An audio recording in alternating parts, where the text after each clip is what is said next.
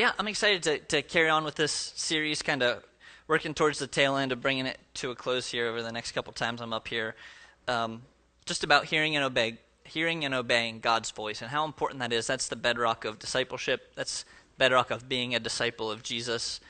And just a quick recap, some of the places we've been. We've talked about Jesus being Lord, Him on the throne of our lives and not ourselves.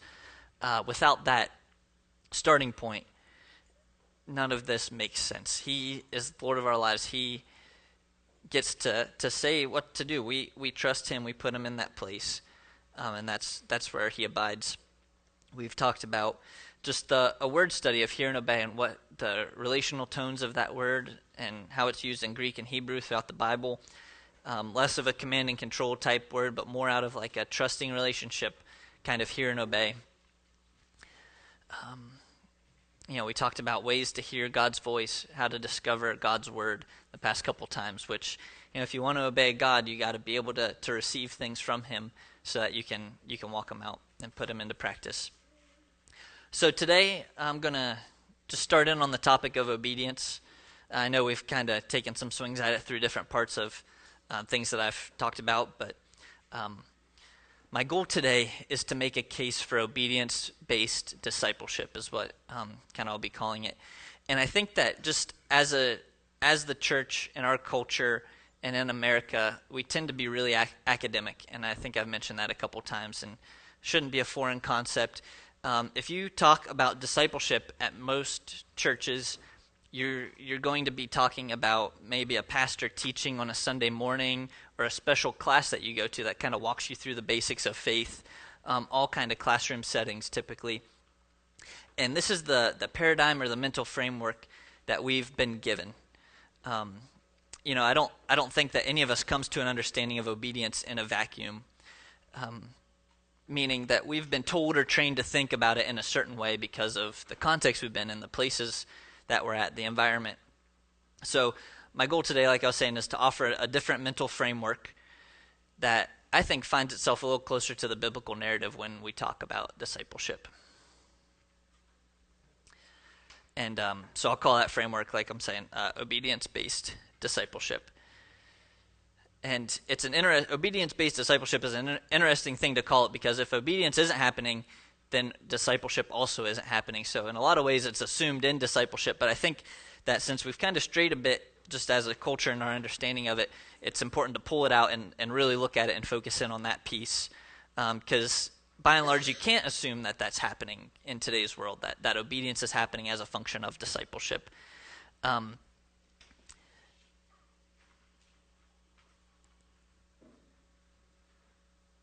Sorry, I had a note on there. I didn't understand what it means. But yeah, so I'm just going to pray and we'll get started.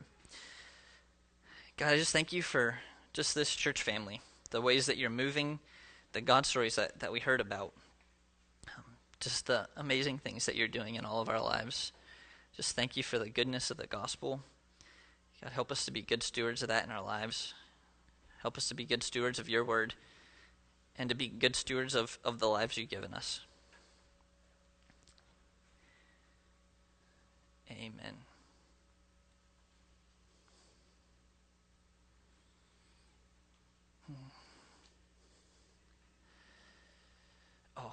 That's what I was going to say. It's discipleship without obedience. I think it happens to a large degree, not because we don't care about obedience, or that if you ask somebody that they would say it's not important. But I think that that we have unique barriers that keep us from fully engaging in that idea and that concept that we don't even know about, we're not even aware about, and we assume that it's happening or it's going to happen, but we don't see all the pitfalls and the things that are blocking the road for that for us. So today, I really want to tell you two stories that will help illustrate my point. The first story is going to be about a person who reaches the top and finds himself just really in an enviable position in a more traditional kind of framework for us, framework of discipleship, which is mainly kind of teaching with little emphasis on obedience on top of that. And the second one I want to tell you about is somebody who starts at the bottom, who's really down and out, kind of all alone, who finds themselves in an obedience-based discipleship setting. Both stories have disciplers and people being discipled. So I want you to pay attention to those roles throughout these stories. I also would like you to pay attention to where each of them start and where they end up kind of in these journeys of discipleship and life with God. So first off, I want to tell you about a guy named Charlie. Now, Charlie, he will proudly tell you that he has never missed a church service on a Sunday in his life. He was born on a Tuesday. That Sunday they had him in his first church service gathering. Doesn't miss it for the world, even if he's not feeling well. He'll even plan out his vacations with places to go while he's there. Obedience in his family meant being there on Sunday morning, not swearing, and keeping their life together. And if they couldn't keep it together, then they had to pretend like it was, at least to show like everything was okay. Charlie, like most people in his church, got involved in his youth group, and he had some leadership potential, so he held some leadership roles with his youth group. And because he was really bright, had that leadership aptitude and gifting, he decides to go to Bible college. His life, and the reason was his life was very impacted by Jesus, and he wanted to help impact the lives of others. So he just had this really pure drive to want to reach people with the gospel. And, it's no surprise he excelled in all of his classes, graduated in the top of his class, moved home, and he had an opportunity. There was a declining church in his neighborhood that he grew up in, and the pastor was retiring, so he kind of phased in as the other pastor phased out and took over that role. And the church really starts to turn around because he's got tons of energy, he can vision cast, and he can teach really, really well. He can kind of he can digest and package information just in a super great way. He's dynamic, entertaining, super funny, all the things that I'm not really, when I get up here, super, super good, articulate teacher. Woo! But they start to see an influx of people. They move to multiple services. Things are going great. Now, Charlie really cares about discipleship. He really understands that that's a core part of life with God, life with Jesus, is making disciples. And he didn't think that Sunday morning was quite doing enough. And he just wanted more discipleship to be coming from their church. So he starts offering Sunday school classes where people can come in the morning before their church starts. And he would just teach through the whole Bible and give a complete biblical understanding, really unpack the themes and stuff in ways that he felt like he needed to do a little differently. Kind of during the service, he was able just to hit the books and kind of unpack a lot of stuff. And Charlie really thought that he was going above and beyond when he started discipling a handful of young men. And, they just finished a dense 2,000-page book on theology and Bible understanding. They could tell you, if they were Arminian or Calvinist or pre, post, or amillennial, all the super theological things, they had an answer for you, and they could explain exactly where they stood and why. Very smart. They were excellent students. And Charlie's influence continues to grow even further when he gets invited to speak at some conferences about how he turned this church around and how they're growing so much. Now, if you don't know it, Charlie is in the dream position for a lot of Christians and a lot of pastors. He is in a really enviable position. And within a teaching, being discipleship paradigm, he's reached almost the top. He's doing the most teaching to the most people with the most influence that's growing day by day. So if it's getting information to people, he's one of the most successful people at communicating, articulating, teaching things well to the most people. That's about as good as it gets. So for Charlie, everything's really looking good, looking perfect from the outside. But if you really start to look under the surface, you see kind of some different things going on. Charlie recently had a survey that he did of his church, and he found that he had all these people who were joining their church. They did multiple services, coming to hear him teach, and he finds that almost everybody had come to his church from nearby churches, from other churches, just to hear him teach because he was so dynamic and engaging. So he finds that they weren't really leading a ton of people to Jesus, which was really hard for Charlie because that's that's his heart. He's got a really evangelistic heart, but it's so hard for him because he finds himself playing a role in causing the decline of local churches in the city that he really loves. So that was a hard hit. It's all made worse maybe by a division that that's beginning in his church. It's, he'd been faithfully teaching in his Sunday school, but a lot of people he's finding are adopting kind of some thinking and values of the culture, and they're leaving with another leader who is part of his Sunday school. And he wonders, like, haven't I been discipling all of these people? Like, how can they be so far off on some of these basic theological things? And it goes a step further. Charlie finds out that one of the young men he'd been discipling has an affair and is walking out on his family, just totally abandoning them, is distant, won't listen to him, and it's just, things just fracture at that point. And Charlie's just in total disbelief that something like this could happen. So he starts to deal with this combo of anxiety and depression as he's struggling to keep up with the demands of ministry and preparing teaching and all the content that everyone so depends on, all while he's wrestling with this question of why the people that he was discipling are not looking more and more like Jesus. He worked so hard to get people to show up consistently, even to volunteer at Sunday services. He taught the truth of the Bible the best way that he knew how to. And he feels like his life, his church are just like a tree that looks like it's strong, but when you really poke it, you find out there's this hollow core in the inside, and it's still growing up, but it's just inevitable, the kind of rot that's going on inside. Charlie hasn't known peace for some time, and he wonders, like, I really love God, I love his word, but where is he? Where did he go? Like, he felt so close maybe at the beginning. Where is God? So this story about Charlie it's not a true story, but it's very, very real. This story happens all over the place all the time. It's a sad and painful kind of truth that happens in this paradigm. So we'll leave Charlie for a second, and I want to talk about Dawn. Now, Dawn, unlike Charlie, she's never set foot in a church building ever in her life. Although, she walks by a couple churches on her way to work. Dawn's very different than Charlie. She had a baby right out of high school. Then right after that, she had 2 more children with a different guy. But just like her dad did, they all eventually walk out on her and leave her alone. These situations make her feel unwanted, unloved, and just unworthy in a lot of ways. So Dawn, not surprisingly, is a single mom who's really struggling to make it ends meet. She's surrounded by family, but they're dysfunctional. They don't have a lot of resources in themselves or just financial resources to help her much. And Dawn just has never known peace. She's known turmoil, neglect, abuse, all those things. And she's on the verge of a nervous breakdown, just like our friend Charlie is. But then one day, another single mother that she works with gets the courage to share her testimony with Dawn.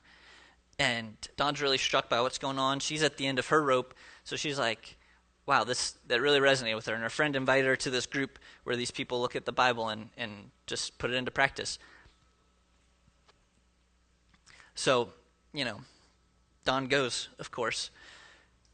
When she has no other options, this is the only place that she feels like she might be able to find some hope. So she gets there, and a lot like a microchurch, they eat together. They have a potluck, like Darren and Amy's. Maybe it is Darren and Amy's microchurch. But they have a meal, they sing some songs she doesn't really know, but they look at the Bible, and Dawn just ends up a little disappointed because it's not as flashy or kind of mystical as she thought it would be. It's really pretty simple, and her disappointment goes even further when they're talking about this subject of forgiveness, which is really hard for her because she's just been hurt time and time again by the people who are supposed to be there for her, and she just ends up frustrated. So they start talking about how they're going to forgive the people in their lives and explain kind of the value of forgiveness to her. And, they make it clear that it's not just enough to know about forgiveness, but to actually extend forgiveness, to forgive yourself, to forgive other people the way God has. So, very, very hard for Dawn, but she does hard stuff every day. So she decides that she's going to give it a shot, and she commits to forgive one of the guys who had walked out on her and left her alone with a newborn baby. And so the next day on her way home from work, she calls him and has an awkward start of a conversation, but gets to this place where she forgives him, and they're both crying. And, they get off the phone, and she feels like she can breathe maybe for the first time in years. This weight just kind of comes off of her chest. And, things are still a mess, things are still a wreck in her life, but for the first time she catches this piece of hope, like she tried this thing and it actually worked a little bit to relieve some of the things that had just been so oppressive in her life that she couldn't get out from under. So the next week, of course, she goes back to the group again, and this week they talk about giving generously, which is another very difficult thing for her because she doesn't have a lot of means to give. So she goes home and pulls all of her kids together, and they come up with a plan for how they're going to help another family who's in need as well. And then she comes back, and she keeps putting into practice the words of Jesus in this community. And eventually they look at a passage that explains the gospel, and some people in her group explain it to her, and she gives her life to Jesus. And they take her upstairs, and they baptize her in the bathtub, and she's just so excited that things keep looking better, and this hope in her keeps growing and growing. So Dawn, who used to, cry herself to sleep, is now sleeping through the night. Instead of waking up hopeless and tired, she's waking up aware of the presence of God, excited to start every day, seeing what new things he's going to be doing in her life. She starts to gather her family, who's pretty dysfunctional, to look at the Bible and live out what they do. Just like the group that she was part of, she's now leading with her family members, and the family dynamic is slowly changing. And at this point, Dawn's only read maybe 4 books of the Bible, but she's given it a shot, doing the things she knows how to do, and she's working with her coworker to reach other people that they work with together. So like the first story, this story isn't true, but it's also 100% real. These kinds of things happen all over the place. And, if you would have taken Dawn and tried to get her into a classroom and explained the whole overview of the Bible, she might have ended up frustrated, just like there weren't any answers. They might all have been true, but no answers for her in her life. But all over the world, people are engaging with obedience-based discipleship, and their lives are turning around as they become disciples of Jesus. So, those stories have some heavy elements, but I think it draws a real distinction between what does it look like to disciple, what does it look like to be a disciple in these different kinds of paradigms. So my question or challenge today is, think about the people that you're discipling. If you're not discipling someone, just imagine that somebody approaches you today and asks you to, hey, will you help me walk with God? I want to grow closer to God. I want to walk with Jesus. Or your microchurch leader asks you to lead a microchurch, or you're planting a microchurch. Just imagine those things. So think about the people that you are or you could be discipling. And for you, just thinking about these two paradigms, is moving towards greater and greater levels of obedience the goal, or is the goal just trying to invest more of the right content? What questions are you asking? How am I going to make help this person look more like Jesus? Or I need some kind of curriculum or plan for what I'm going to teach this person. I've got another interesting question for you. I know that when you start a conversation of obedience, especially, like I said, in our kind of church culture paradigm, this red flag of legalism instantly flies up for a lot of us. And legalism is a perspective of a way of walking with Jesus where it's always about the rules and doing what's expected of you and just conforming to those kinds of expectations and rules being paramount. And it's often thought about being as the opposite end of a spectrum. You've got grace on one end and legalism on the other. And of course we want to lean into grace and avoid being legalistic. And I think that in our culture we're very sensitive and very afraid of legalism creeping in and kind of pervading a whole system. So, when we start talking about obedience, it's very common for people to see the pit on the other side of the road of legalism and the slippery slope that it leads to. But I want to ask you guys, so in these two stories, who do you think valued obedience more, Charlie or Dawn? Dawn valued obedience more. So that was part of her life. That was part of her experience with Jesus. Which one of those two do you think experienced higher levels of legalism? Dawn or Charlie? Charlie. Isn't that odd? It's like the person who we would expect to have the higher levels of obedience would be the person higher levels of legalism would be the person who's trying to act in obedience more and more, who's trying to conform their life to a pattern of Jesus. We would expect that person, but as you read the Bible, you find over and over again that there's no longer a need to adhere to the law. But you see time and time again about the importance of obeying the words and the lifestyle of Jesus. It's because one is a tablet of stone, the other is a person. You get to have a relationship with Jesus, and your life gets to be transformed into his likeness.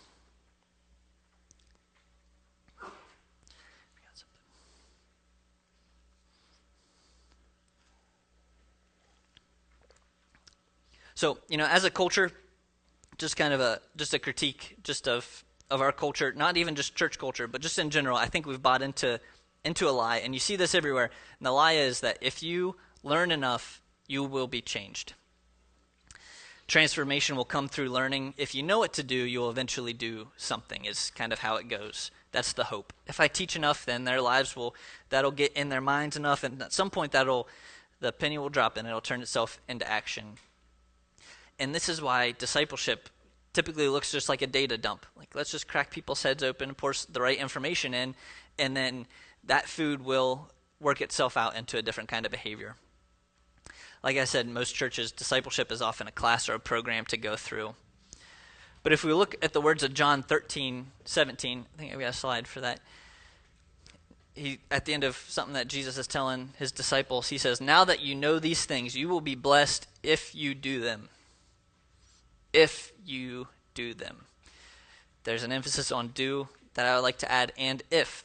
It's not a foregone conclusion that they're going to do it. It's a conditional statement. You will be blessed if you are actually doing something. Could somebody bring me my book bag? I left it in the sound booth. I was going to read. I had prepared some of this stuff I was going to talk about, and I was reading a book, and it started talking about it, and I left it in there. But maybe it's sitting on the... Is it in my book bag, or is it sitting back there? It's called The Forgotten Ways. Awesome. Thank you. So this is Alan Hirsch talking about just how to, he's thinking about how the church can get back to being a missional movement and not just an institution. So what he says is, as Dallas Willard quips, we are educated beyond our capacity to obey. The academy demands passivity in the student, whereas discipleship requires activity. If discipleship primarily involves becoming like Jesus, then it cannot be achieved by the mere transfer of information divorced from the context of ordinary lived life. As I will attempt to show, we cannot continue to try to think our way into a new way of acting, but rather we need to act our way into a new way of thinking. If our starting point is old thinking and old behavior in a person or a church, and our task is to change that situation, taking the Hellenistic, the kind of Western approach to learning, will mean that we provide information through books and classrooms to try to bring the person or church to a new way of thinking, and hopefully from there a new way of acting. The problem is that by merely addressing intellectual aspects of the person, we fail to change behavior. The assumption in that Hellenistic thinking is that if people get the right ideas, they will simply change their behavior. That approach, therefore, can be characterized as an attempt to try to think our way into a new way of acting. Both experience and history shows the error in such thinking, and it certainly does not make disciples. All we do with this approach is change the way a person thinks. His or her behavior remains largely unaffected. This can be a very frustrating exercise because once a person in any new way of thinking it's very hard for that person to deal with the situation from which they came. Because they have a new way of thinking but not a new way of acting. They run into life and into problems. They struggle with pulling that new way of thinking into action. We also need to understand that we must educate these whole people in the context of life and the context for life. The way we do this is indeed the way Jesus did it. It is to act our way into a new way of thinking. This is clearly how Jesus formed his disciples. They not only lived with him and observed him in every possible circumstance, but also ministered with him and made mistakes and were corrected by him in the context of everyday life. And once again, these practices are found in all phenomenal movements of God. So obedience and discipleship really lets people know how important it is to actually live your faith and not just keep it bottled up or have it kind of inside you or in your head. And, with all of this, it's kind of it's kind of a cultural critique, but this is both a critique and something that's very hopeful, and perhaps one of the most offensive things I can say to our Western sensibilities, which is that you don't have to be all that smart to make the most Christ-like disciples that the world's ever seen. So for some of us, that's really good news. And Darren's laughing the most. We have an agreement that I can always pick on Darren when I'm up here, so it gives me a good scapegoat. Darren's one of the smartest people in this room, probably. You don't have to be all that smart to make Christ-like followers of Jesus. You don't need a strategy or a curriculum or even a 5-year plan. But what you do need is a paradigm, a way of making disciples that doesn't undermine the very thing that you're trying to do, which is what I think kind of a lot of us are dealing with, that's just naturally been given to us through growing up in church or experiencing just the way that we were all educated in school, in a classroom setting. Feels like that should be the way it happens. But in reality, it's more of an apprenticeship, a classroom setting. I think getting good theology is really important. But if you're apprenticing to become an electrician and you never work in somebody's house with wires, you are not an electrician. You're an electric theoretician, and you understand how all the things work. But unless you're actually putting into practice the things you're learning, you're kind of dangerous to yourself, to your trade, to the people who you're trying to help, if you're not actually learning how to do the things that your field is about. And I mean, look at Jesus' disciples. They were very common, uneducated men. In fact, in Acts, they pull on this and they say this is one of the reasons that they knew that they were with Jesus, because they're uneducated men and they know the gospel. Their lives are showing that they're bearing fruit and performing miracles and sharing the gospel and baptizing people. It was clear that they were with Jesus. So just to kind of wind down, my last point is about the God's presence dilemma. You have Charlie on one hand who feels very distant from God, feels like God's far away, and you have Dawn who is growing in her awareness of the nearness of God, which is very interesting. So I just want to look at some of the promises of the Bible and see how those kind of help us in this understanding. The first one is John 14:23. Jesus replied, "Anyone who loves me will obey my teaching. My Father will love them, and we will come to them and make our home with them." Next one, Great Commission, Matthew 28. Then Jesus came to them and said, "All authority in heaven and on earth has been given to me. Therefore go and make disciples of all nations, baptizing them in the name of the Father and of the Son and of the Holy Spirit, teaching them to obey everything I have commanded you. And surely I am with you always to the very end of the age." And the last one, Philippians 4:9. This is Paul saying, "Whatever you have heard, whatever you have learned or received or heard from me or seen in me, put it into practice, and the God of peace will be with you." In these passages, when Jesus promises his presence will be with people, it doesn't strike me quite like when you're down and out or when you're feeling really low, I'm just going to come comfort you kind of where you are. Although there's tons of those passages in the Bible, tons of those promises. The Holy Spirit's the comforter. He comes and meets us where we're at and cares for us. But many of the promises are like this, and they seem to say, step out, trust me, obey my words. Like Jesus is saying, my presence is there with you when you're stepping out and doing the things that I told you to do. There my presence will be found. It's this promise that he's there in the action, in the obedience. That's a promise for us. That's a promise for the people that we are leading, finding God's presence there. And I'm drawing from these that Jesus is on this train of thinking, and Paul, of God's presence. The presence of Jesus should be drawing us out into a place of obedience, into a place of transformation in our lives, and not lulling us into a place of kind of just learning and being quiet and kind of a passive recipient. There's a drawing out of God's presence. It's promised out there in the obedience world, in the stepping out world. He's promised to be with you in those times. So, just application, just thinking about some of these things. feel free to take some time this week to consider your approach to discipleship. If somebody approached you to disciple them, do you start thinking, how am I going to teach them all the things? What will I teach them? Or are you thinking, how can I help them conform their lives to Jesus? How can I help them obey Jesus more? Obey his words, obey his example. In a microchurch context, you can help your leaders invest in the obedience-based discipleship culture of your group. You can make commitments to the things that you learn. You can tell stories of how you've applied God's word and what the fruit of it was, if it was challenging, if you fell flat on your face, if it went really well.